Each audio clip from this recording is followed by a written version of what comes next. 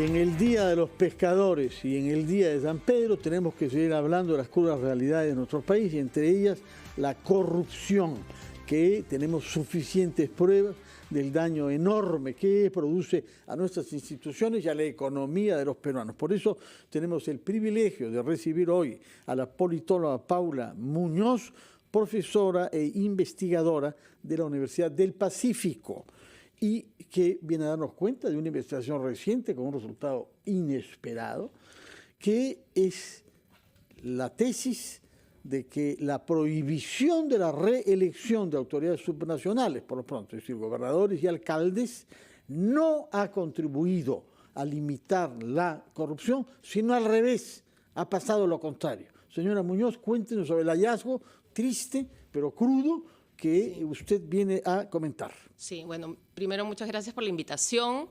Contarles que esta es una investigación que hice con un colega también de la Universidad Católica, con José Incio, que no ha podido venir, pero lo que quisimos fue evaluar el impacto de prohibir la reelección de gobernadores de gobernadores y alcaldes en un contexto en que la medida se dio cuando había muchos escándalos de corrupción antes del abajato, ¿no? Entonces, todo el mundo pensaba y nos vendió la idea de que prohibiendo la reelección... Bueno, en realidad nadie, no es que nos vendieron, no nos vendieron bien la idea, ¿no? Ya un poco en ese momento se adoptó esta medida sin evaluar, ¿no? Sin realmente evaluar que eso tenía un asidero, y en su momento debo decir que muchos, sobre todo me acuerdo de los politólogos, ¿no? Incluyendo a Incio, a varios otros, se pronunciaron en contra de la medida, ¿no?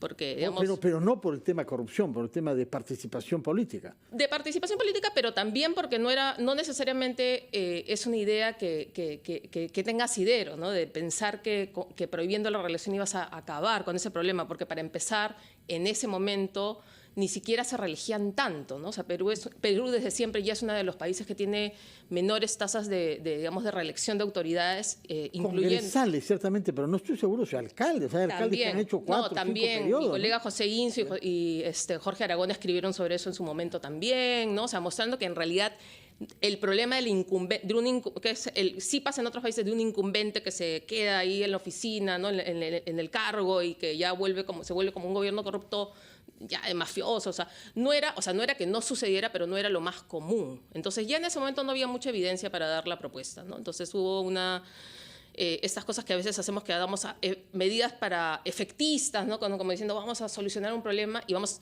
además, que ese es el otro punto, cambiar solamente una ley y el problema se va a solucionar, ¿no? ¿Qué es lo que hay que hacer entonces? Porque lo que han descubierto ustedes es grave, que la corrupción ha aumentado, pero ha aumentado por la restricción legal de la reelección, ¿o es el clima general del país el que ha favorecido eso? Hay varias cosas interesantes ahí, ¿no? Porque no los voy a aburrir con como el diseño de estrategia de investigación que hicimos. No nos aburre nunca usted, señora Muñoz, no se preocupe por eso. Pero un poco cómo hacer, ¿no? Porque un poco es evaluar si la intervención, que fue la prohibición de la reelección en el año 2015, realmente tiene un efecto, ¿no? Y la primera discusión de dificultad es cómo mides corrupción, ¿no? Entonces, la corrupción no es algo que se pueda observar y medir directamente, ¿no? Entonces, ya hay un primer tema que hay que ver y hay que tomar con matiz, ¿no? Porque hacemos una aproximación tratando de medir indicadores, construir indicadores de riesgos de corrupción en un periodo muy largo, desde el 2010 al 2020, para ver un poco si, como el comportamiento de riesgos de corrupción en contrataciones públicas y en ejecución presupuestal,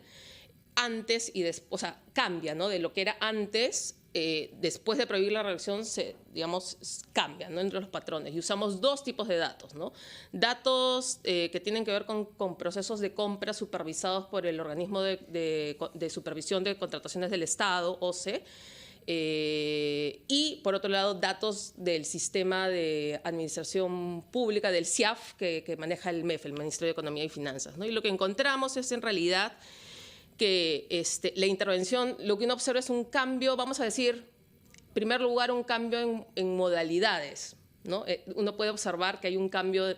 Por ejemplo, ¿cuál es la modalidad ahora? Pero sírvese un poco de agua, porque le voy a preguntar cosas que le va a obligar a usar sus órganos fonatorios. Sí, entonces un primer tema es que sí se habría incrementado el riesgo de corrupción, sobre todo, y cuál es la lógica, es evadiendo los sistemas como más supervisados, ¿no? Entonces, con los indicadores de riesgo de corrupción de datos en contrataciones que son supervisados por la OCE, más bien el riesgo de corrupción había disminuido, pero ahí ya metodológicamente, digamos, hacemos otro análisis viendo el mismo periodo de cambio digamos, con gasto, con los mismos indicadores, pero con unidades del gobierno nacional, y vemos que hay un efecto. Entonces no podemos aislar ahí, como tú decías, ¿no? El efecto de otras posibles medidas de cambio. Y que hayan gobiernos volátiles que se apoyan sobre un sistema de complicidades, sí, y de yo cierro los ojos, sí, acá y tú cierras los ojos allá. Lo hemos visto. Sí, entonces lo que habría pasado en el tiempo es que con el tiempo también,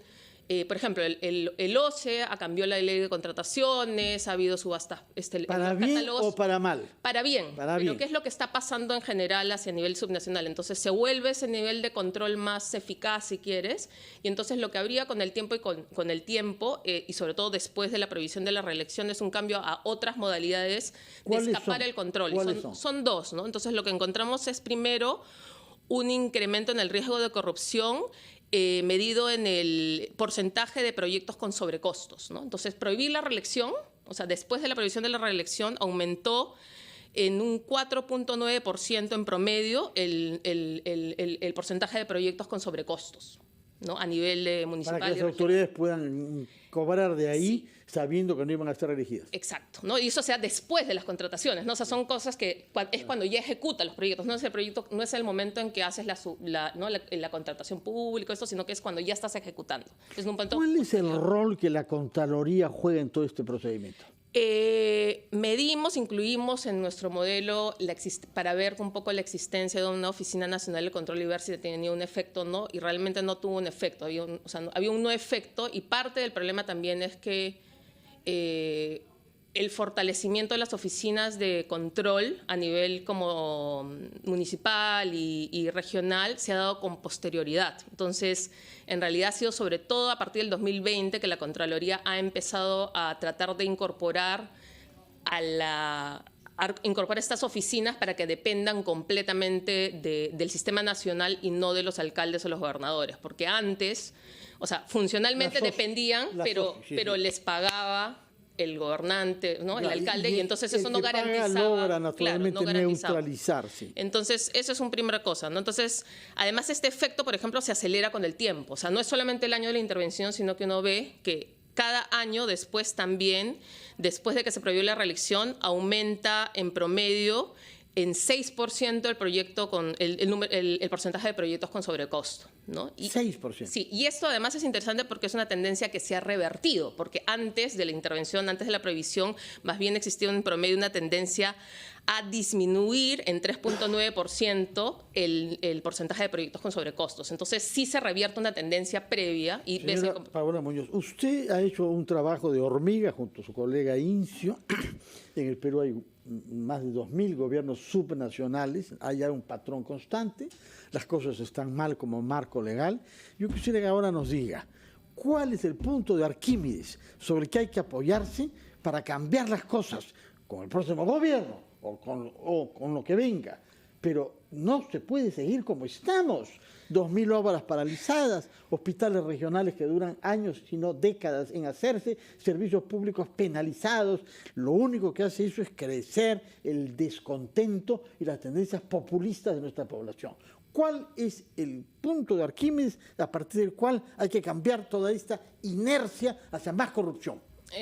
Es una pregunta crucial, pero es un tema muy complicado porque de ahí pasamos ya a la política, ¿no? Por favor, no tenemos nada contra que usted dé el paso. Un poco la conclusión de este estudio es un poco, no seamos ingenuos, ¿no? Primero, desconfiemos de las propuestas muy técnicas solamente de ingeniería de constitucional o de legal, de pensar que cambiando una ley vas a solucionar el problema.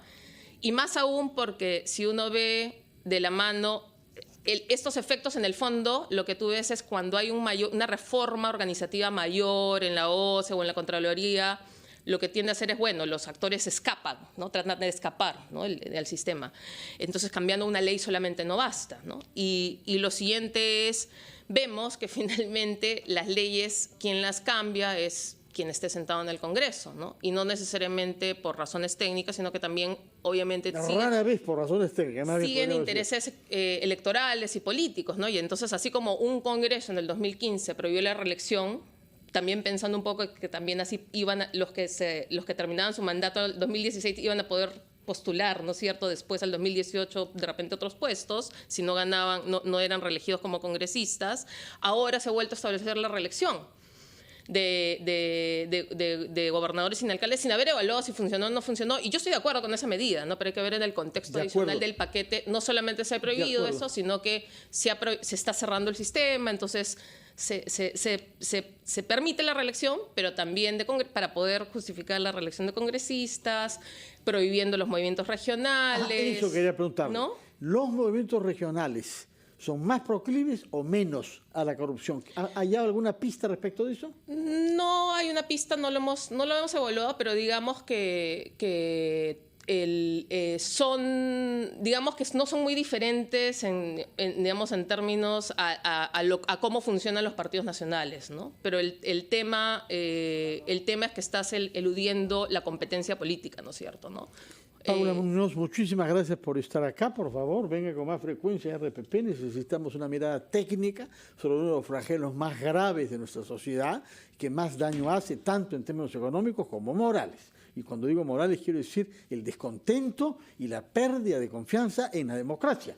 Porque al final lo que uno siente es eso, ¿no? La población tiende a sentir, no nos sirve para nada todo este régimen porque cada vez hay más corrupción.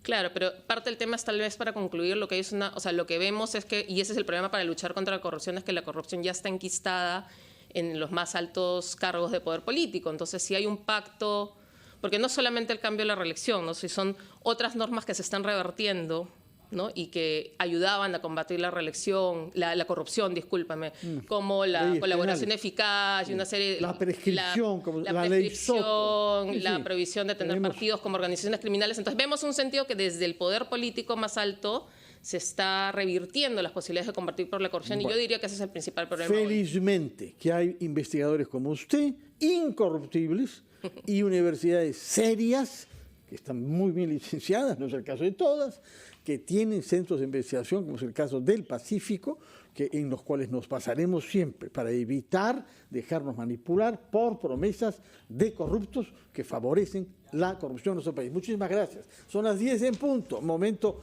de despedir a Paula Muñoz, agradeciéndole por su presencia, hacer una pausa antes de recibir a